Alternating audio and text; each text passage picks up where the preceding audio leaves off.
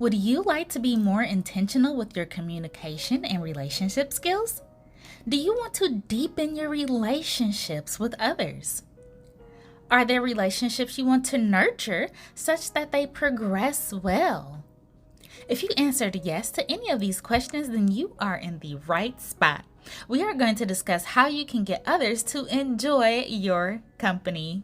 Hello and welcome. My name is Eva, Master's Level Professional in the field of psychology, and I am greatly interested in helping others improve their communication skills so that they can have better relationships in both their personal and professional lives. Now, fortunately, this is something that is relatively easy to do with a little bit of effort and attention.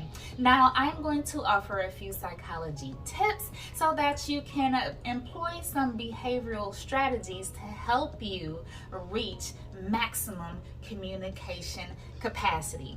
So let's go ahead and start with the first of the series of tips, and this will be how to get someone to like you. Now, the simple thing is to offer a compliment. Now, this might seem sort of intuitive for some, but not so much for others. Some people have a difficult time both giving and receiving compliments, but what I want you to do is dig even deeper than what might be considered superficial or surface level. So what do I mean by this? Often people get compliments based on their physical appearance, what they've decided to wear for the day, or how they have decided to style their hair for the week. But how often do we get compliments based on our thought patterns or the things that we say and the things that we do? You can offer what I like to call a high compliment. And what do I mean by this?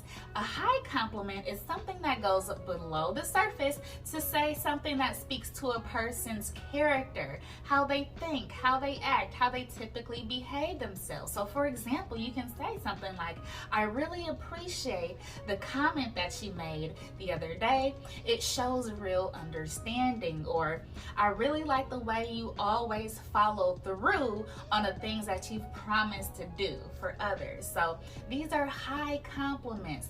What does this person's character demonstrate about them? The person who receives this compliment will be exceptionally happy. Just watch. Now, you want to make sure that your compliment is genuine. People can tell when you're not being serious or when you might be trying to get something or suck up. So make sure you find an appropriate time to make your compliment. Indeed, timing is everything so that things don't get a little weird or a little awkward. Of course, you can definitely call someone up out of the blue and tell them, you know what, I was thinking of you and all the great things that you've done and I appreciate you. But if you're trying to do it in conversation, make sure it comes up at an appropriate time. The importance of a genuine compliment is that it helps establish an emotional connection between you and the receiver, right? Because people remember how people make us feel. They don't necessarily remember what we've said, but they're going to remember that person makes me feel good.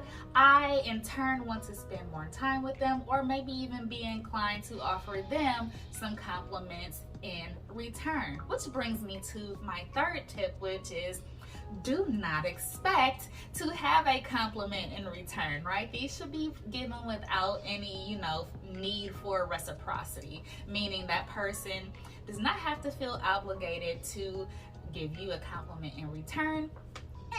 And conversely, you should not also feel obligated to return a compliment someone gives to you.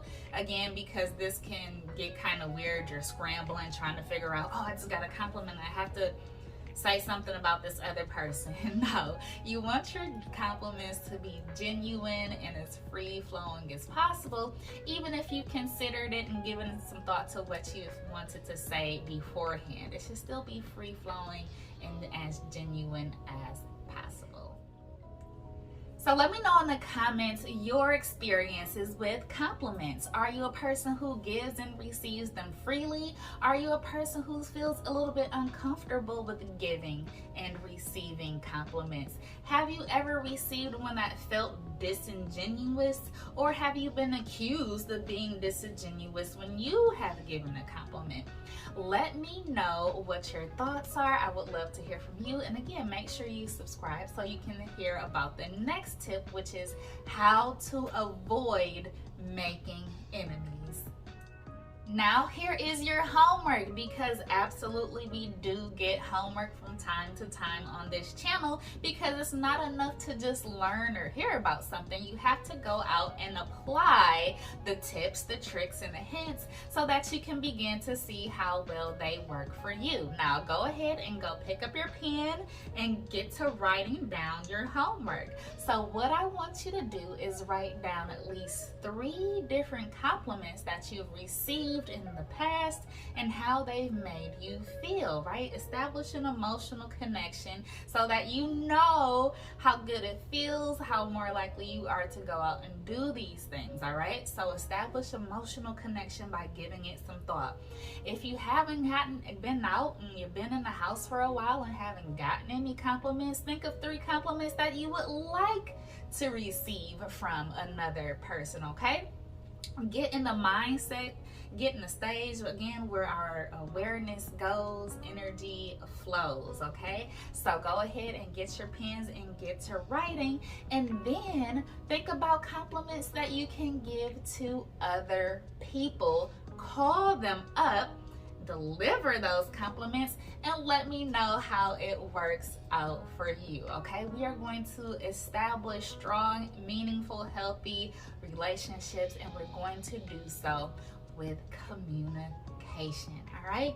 So until next time, be happy and confident speakers and writers.